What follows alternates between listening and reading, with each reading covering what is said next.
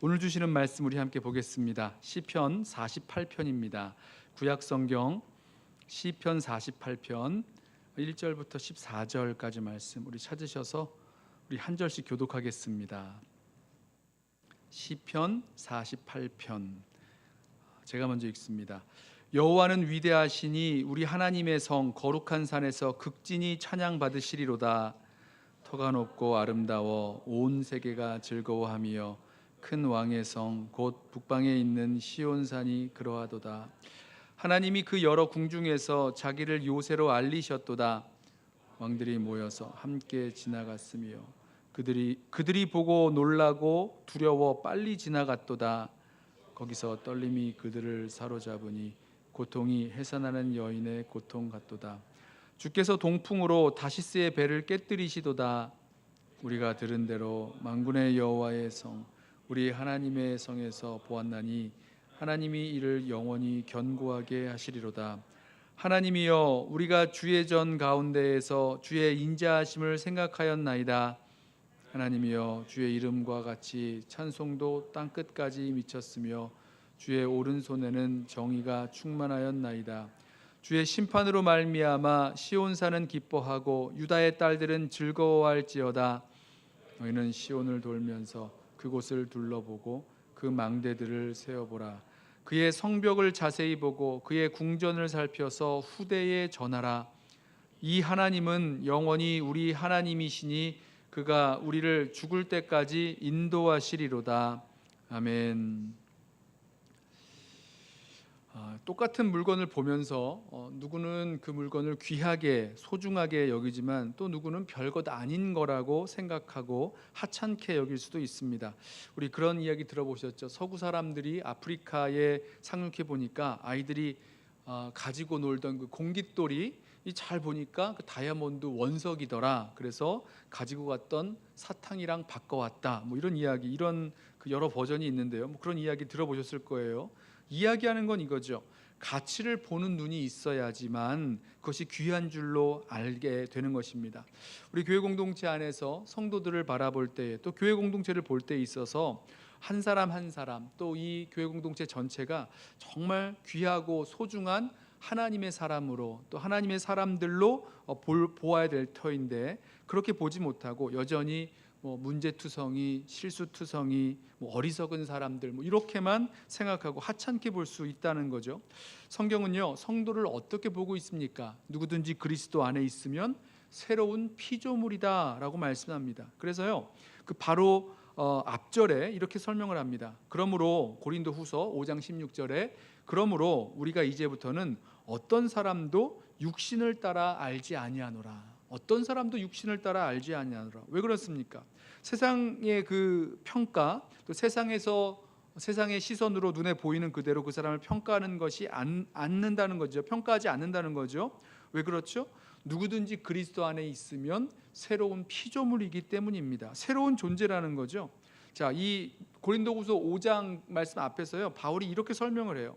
나를 위하여 죽으신 그리스도의 사랑이, 십자가 사랑이 나를 강권하기 때문에 이제는 더 이상 나는 나 자신을 위해서 살지 않고 나를 위해서 죽으신 예수 그리스도를 위하여 산다, 이렇게 설명을 합니다.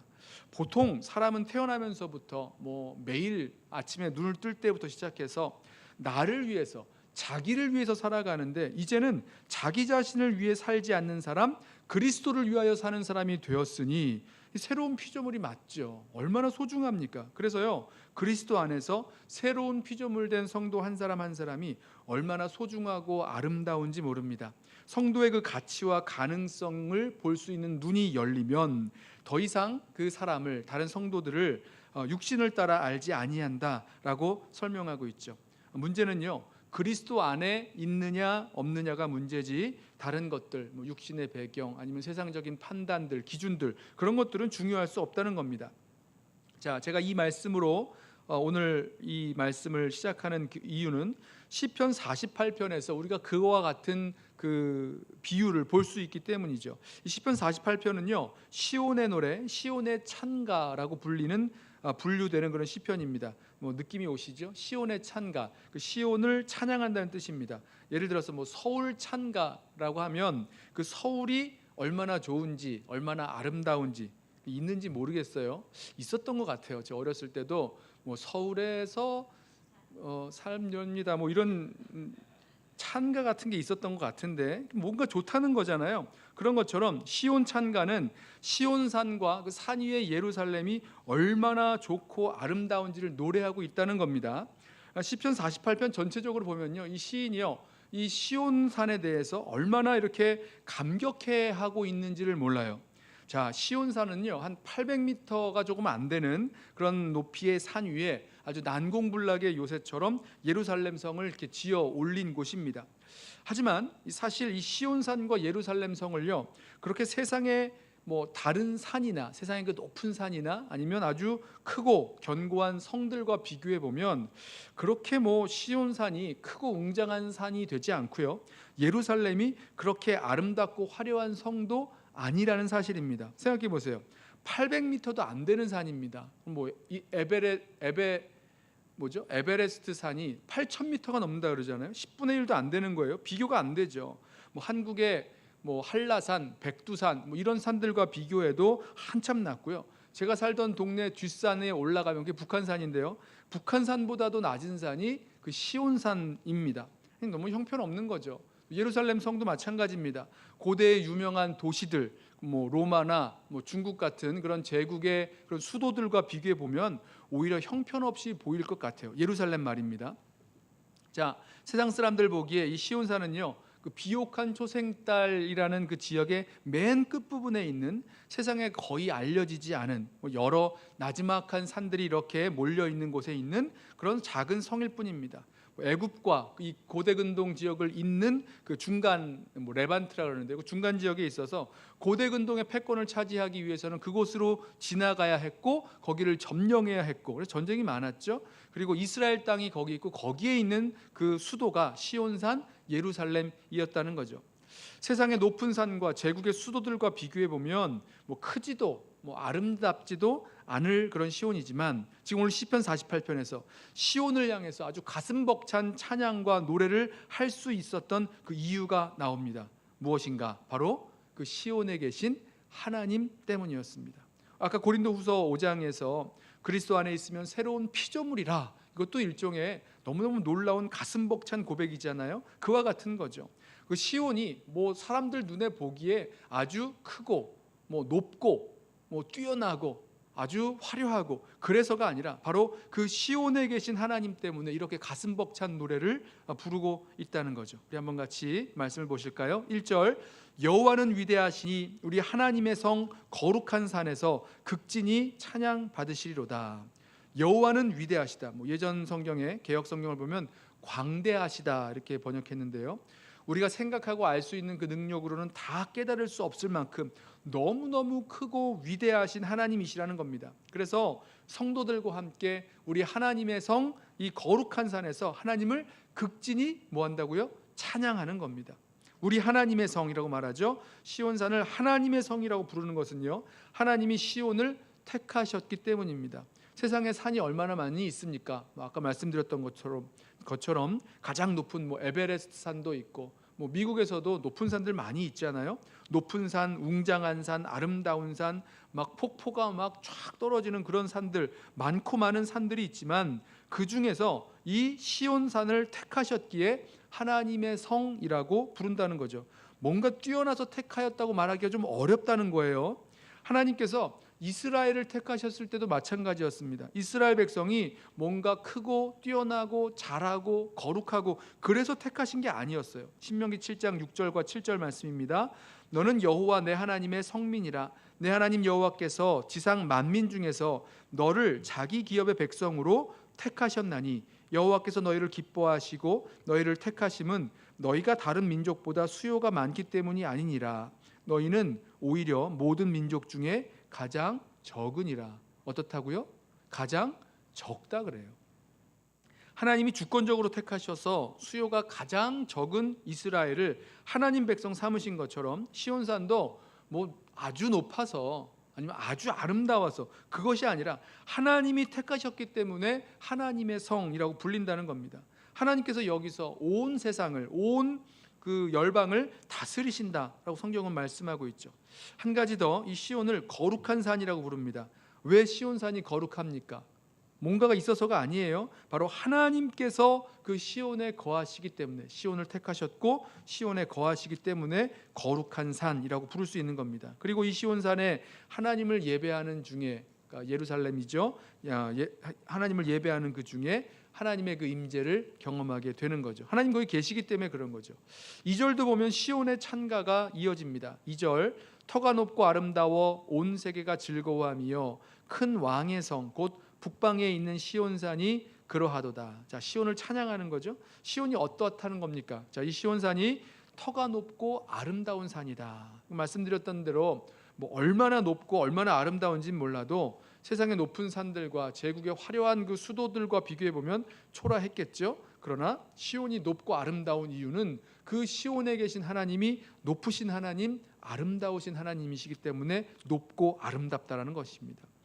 또 시온을 온 세계가 즐거워하는 산이라고 말하고 있죠. 시온이 온 세상에 기쁨이 된다는 뜻입니다. 온 세상에 진정한 기쁨을 줄 수 있는 분, 그분은 하나님이시기 때문에 그래요. 뭐 다른 기쁨, 뭐 우리 지난주부터 그 우상에 대해서 말씀을 좀 나누고 있는데, 우리 마음의 우상에 대해서 말씀 나누는데, 그런 우상들이 줄 수 있는 그런 기쁨은요, 다른 기쁨이죠.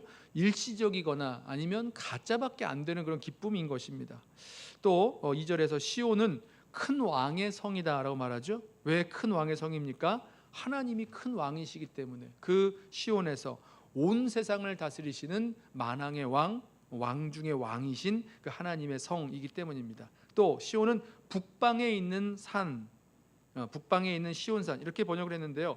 여러분 이거 잘 보시면, 이스라엘의 그 지도를 좀 그려보시면, 머릿속에 그 지도를 좀 그려보세요. 시온산이 북방에 있다는 해석이 조금 앞뒤가 안 맞는 것 같아요. 지리상으로는 잘 맞지 않습니다.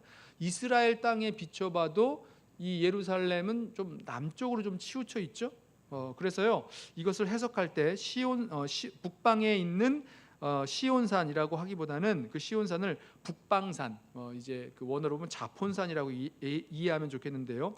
그렇게 이해하면 좋겠습니다. 이 북방산, 자폰산은요 신화적인 산이라고 합니다. 우가리 신화에 따르면 이 자폰산은 바알이 거하는 처소입니다. 실제로 그 산이 있어요. 마치 올림푸스 산이 신화에도 나오지만 실제 그리스에 가면 있는 것처럼 그렇게 실제로 있는 산입니다. 성경에서 이 북방산, 이 자폰산이요, 이 새벽의 아들 계명성에 대한 경고가 나오는 이사야서 14장에서 언급되는데요. 내가 내 마음에 이르기를 내가 하늘에 올라 하나님의 무별 위에 나의 보좌를 높이리라, 내가 북극 지폐의 산 위에 자정하리라 할 때 바로 그 산이 자폰산입니다.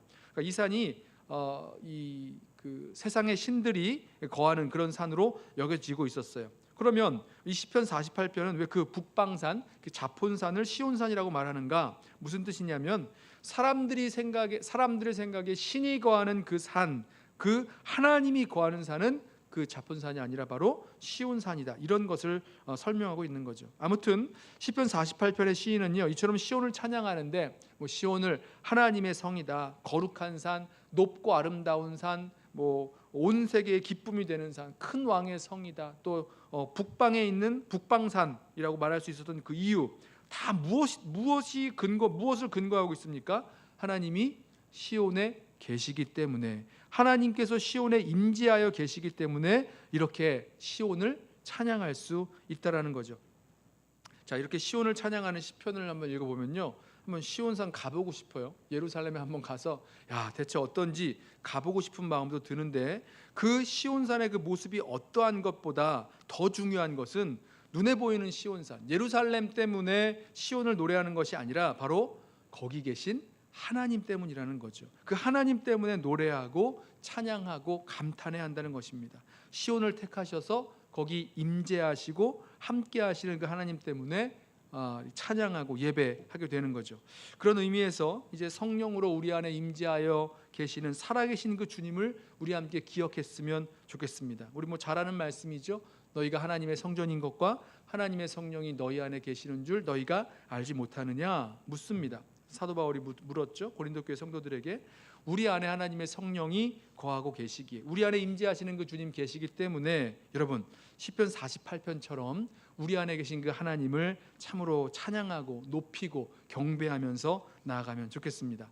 자, 이 하나님의 성 시온을 찬양하던 시인이요, 이 찬양의 실제적인 예를 하나 드는데 3절부터 보실까요? 3절 보실까요? 하나님이 그 여러 궁중에서 자기를 요새로 알리셨도다. 이게 무슨 말인가? 이 세 번역으로 읽으면 조금 쉽게 이해가 됩니다.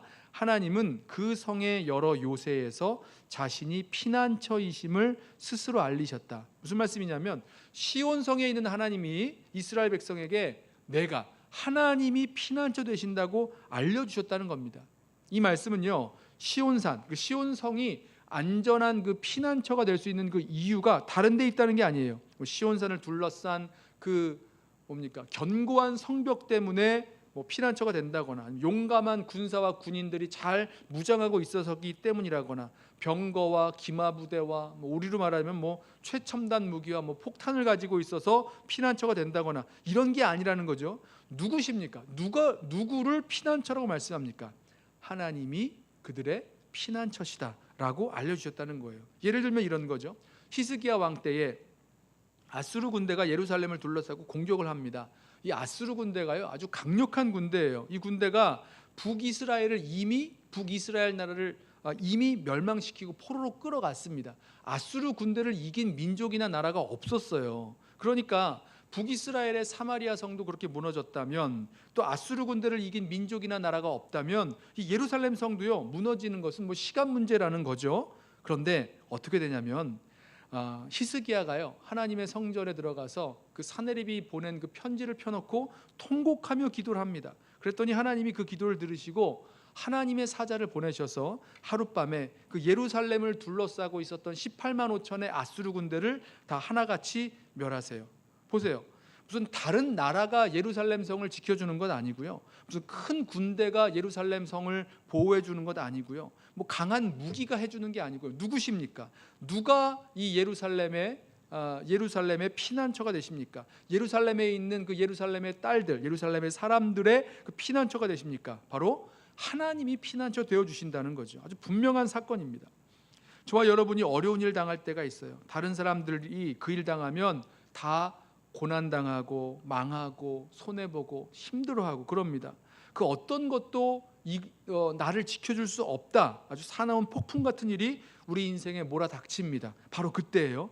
그때 우리가 찾아야 할 유일한 피난처는 뭐 아까 말씀드렸던 대로 뭐 큰 군대거나 뭐 큰 성벽이거나 어떤 무기거나 이런 게 아니라는 거죠. 유일한 피난처, 그분은 바로 주님이십니다. 하나님이 우리의 피난처 되신다는 거예요. 하나님이 그걸 말씀해 주신 것입니다. 내가 피난처다. 자신이 피난처임을 알리셨다. 자기를 요새로 알리셨다라고 말씀하고 있어요.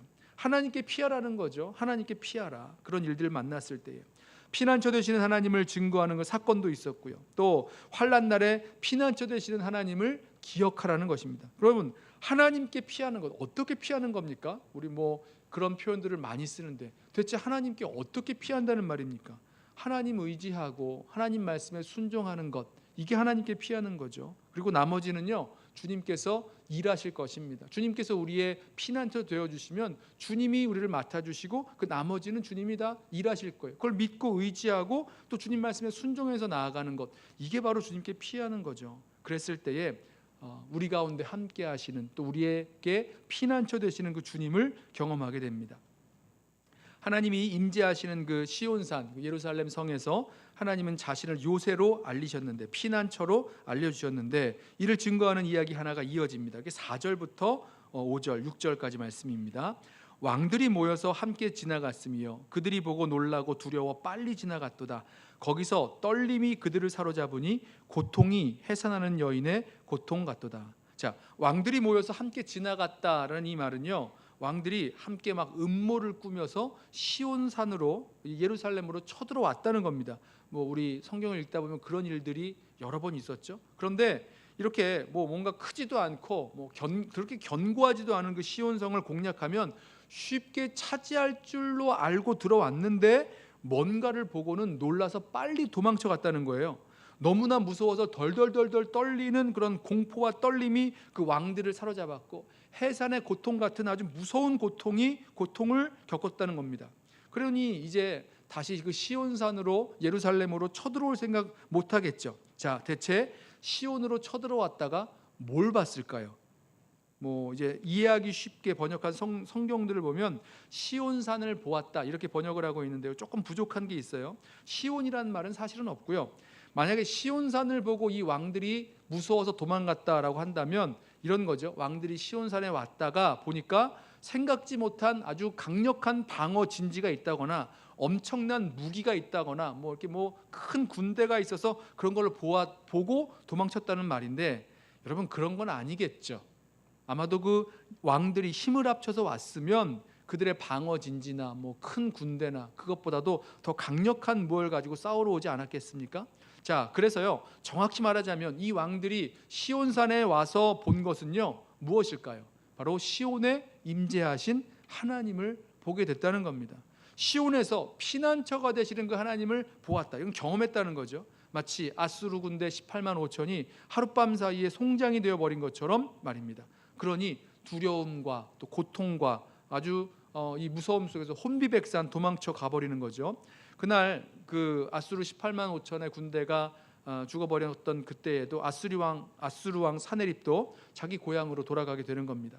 시편 77편 16절에도 이 물들이, 그러니까 하나님을 본다라는 표현이 이렇게 나와요. 하나님이여 물들이 주를 보았나이다. 물들이 주를 보고 두려워하며 기품도 진동하였고. 여기서 이제 보통 시편에서 나오는 물은 뭐 혼돈이라던가 아니면 뭐 공격이라던가 원수의 공격이라던가 이런 것들을 말하는데, 그것들이 들어왔다가 뭘 보는 겁니까? 주님을 보았다는 거예요.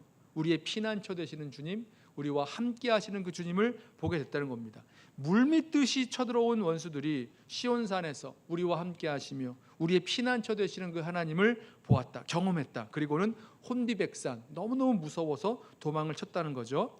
자, 한 가지 더, 피난처 되시는 하나님의 역사가 7절에는 이렇게 나옵니다. 주께서 동풍으로 다시스의 배를 깨뜨리시도다. 다시스의 배, 당시 지중해를 주름잡던 페니키아인들의 배라고 하는데요, 아주 가장 크고 튼튼한 배를 이 다시스의 배라고 말한다고 합니다. 그런데 그 크고 튼튼한 배도 하나님께서 동풍을 보내시면 깨뜨려 버리세요. 그러면 놀라고 두려워서 혼비백산 도망갈 수밖에 없다는 거죠. 동풍 가운데, 물론 이제 동풍 가운데 심판을 당했는데, 이 동풍 가운데 심판하신 분 누구십니까? 하나님이시죠. 동풍으로 다시스의 배를 깨뜨리시도다, 이렇게 말씀하는 거죠. 아까 그 시온으로 왔다가 보고 놀라서 도망간 그 사람들, 그 왕들, 무엇 때문입니까? 바로 하나님 때문인 것과 마찬가지라는 거죠. 자, 계속해서 볼까요? 8절, 우리가 들은 대로 만군의 여호와의 성, 우리 하나님의 성에서 보았나니 하나님이 이를 영원히 견고하게 하시리로다. 자, 우리가 들은 대로, 자, 우리가 뭘 들었다 그래요? 뭘 들었습니까? 하나님이 시온산에 임재하셔서 계시고 하나님께서 하나님의 성 시온에서 피난처가 되어 주신다, 그리고 우리를 구원하신다, 이런 말씀을 들었다는 겁니다. 그랬더니 그 다음에 우리 하나님의 성에서 또 보았다 그러죠. 자, 이건 뭘 보았다는 겁니까? 우리가 들은 게 정말인 거, 우리가 들은 게 정말 진실이라는 것을 보았다는 거예요. 아, 하나님이 이 시온산에 임재해 계시고 우리의 피난처가 되시는 것, 이걸 보았다는 거죠. 그러니까 우리가 지금까지 들어서 알고 있었던 하나님에 대한 그 지식이 경험된 지식, 또 체험된 지식으로 변화되는 겁니다. 살아계신 하나님의 임재와 역사하심, 우리를 구원하시는 그 능력을, 또 피난처 되어주심을 정말로 눈으로, 몸으로, 시간으로 경험하고 보았다고 그렇게 고백하는 거예요. 그래서 뭘 얘기하는 거냐면 우리가 들은 대로 보았나이다. 이해되시죠? 우리가 들었던 대로 보았나이다, 이렇게 고백을 하고 있다는 겁니다. 어떤 일이 있었을까요? 물밀듯이 쳐들어온 그 왕들이 무서워서 홍비백산 도망가게 하시는 하나님의 구원을 보았을까요? 홍해가 갈라지듯이 막혔던 길이 열리는 하나님의 구원을 보았을까요? 성을 도는 것만으로도 난공불락 여리고성이 무너지는 것을 보았을까요? 기드온의 300명 군대가 미디안 군대를 쳐부수게 하시는 하나님의 놀라운 구원의 역사를 보았을까요? 너무너무 많이 있죠. 자, 이렇게 이런 것들을 들어서 알고 있었던 하나님의 구원, 하나님 정말 살아계셔서 우리와 함께 하시고 우리의 피난처 되어주시고 우리를 구원해 주신다라는 이 들어서 알았던 내용이 어디서 경험되어지는 겁니까? 하나님의 임재가 약속되어 있는 그 시온산에서, 하나님의 그 성에서 피난처 되시는 그 하나님을 경험하게 되었다는 겁니다. 그래서 우리가 들은 대로 보았나이다 이렇게 고백하고 있는 거죠. 시편 46편 1절에서 우리 얼마 전에 이 말씀 나누었죠. 하나님은 우리의 피난처시요 힘이시니 환난 날에 만날 큰 도움이시라. 이 고백을 다시 할 수 있게 되었습니다. 자, 이제 9절부터는요, 하나님의 구원을 경험한 백성들이 하나님의 성전에 모여서 하나님을 생각하고 찬양하고 또 기뻐하는 그 모습들이 나옵니다. 9절이에요. 하나님이여, 우리가 주의 전 가운데에서 주의 인자하심을 생각하였나이다. 하나님이여, 주의 이름과 같이 찬송도 땅 끝까지 미쳤으며 주의 오른손에는 정의가 충만하였나이다. 주의 심판으로 말미암아 시온산은 기뻐하고 유다의 딸들은 즐거워할지어다.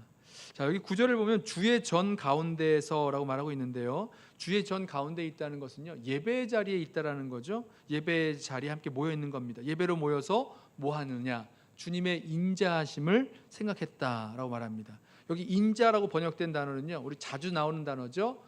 헤세드, 하나님의 언약적인 사랑을 말합니다. 이것은 뭐냐면 하나님의 그 언약을 생각했다는 거죠. 인자를 생각했다. 그건 하나님의 그 언약적인 사랑, 하나님의 언약, 하나님의 약속을 생각하게 됐다는 겁니다. 하나님은 약속을 지키세요. 우리를 변함없이 끝까지 사랑하시겠다는 그 약속을 지키셨고, 바로 그것 때문에 하나님을 열렬하게 찬양하며 예배할 수 있게 되는 거죠. 10절에서 주의 이름같이 찬송도 땅끝에 미쳤으니, 바로 이 말은 하나님이 온 열방에, 온 땅끝에서도 찬양받기에 합당하신 하나님이시다라고 찬양하고 있는 겁니다. 또 하나님의 오른손의 정의란 자기 백성을 구원하시는 의로운 하나님의 능력과 그 심판을 말씀하죠. 11절, 주의 정의로운 심판, 그 구원을 시온산이 기뻐합니다.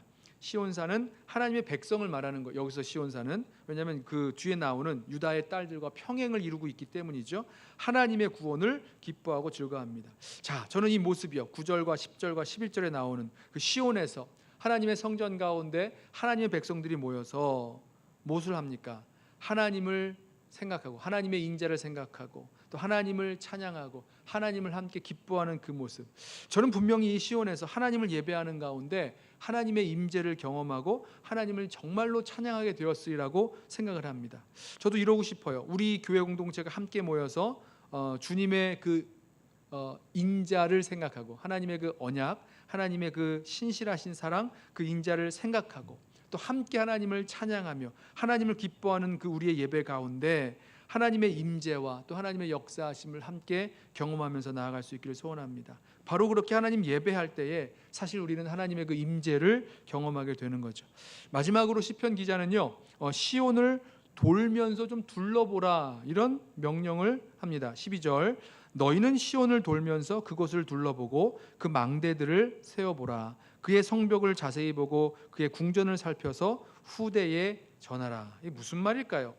학자들은요, 이것을 설명할 때 이렇게 설명합니다. 시온으로 올라온 그 예배자들에게 순례 예식으로 행진을 이렇게 하게 했다는 겁니다. 시온 성을 돌면서 시온 성에 있는 망대, 시온 성의 그 성벽, 또 궁전 이런 것들을 쭉 둘러보라고 했습니다. 왜 둘러보냐면 아까 우리 말씀 나눴던 대로 왕들이 막 물밀듯이 쳐들어오고 수많은 전쟁을 겪었지만 시온의 성벽은 무너지지 않았고 오히려 견고하고 망대들도 그대로 남아있는 그 모습을 보라는 겁니다. 그리고 후대에 그것을 전하라고 합니다. 후대에 뭘 전합니까? 시온에 임재하셔서, 하나님께서 시온에 임재하셔서 그 요새 가운데서 피난처 되어주신 그 하나님이 시온을 구원해 주셨다. 물밀듯이 쳐들어왔던 그 왕들도 혼비백산 도망쳤다. 자, 이 이야기를 후대에, 우리 다음 세대에 전해주면 그 후손들도 이것을 들어서 알고 있다가 어느 순간 정말 피난처 되시는 그 하나님을 그들의 삶 속에서 경험하게 될 거예요. 그러면 8절에서 우리가 들은 대로 하나님의 성에서 보았나이다, 이런 고백을 똑같이 하게 될 거죠. 8절에 우리가 들은 대로 만군의 여호와의 성, 우리 하나님의 성에서 보았나니 라고 똑같이 고백하게 될 것입니다. 그래서 후대에 전하라 이렇게 말씀하고 있죠. 자, 왜 그런 고백을 하게 됩니까? 14절, 이 하나님은 영원히 우리 하나님이시니 그가 우리를 죽을 때까지 인도하시리로다. 자, 이 말씀도 우리 후대에 전해줄 그런 분명한 말씀이죠.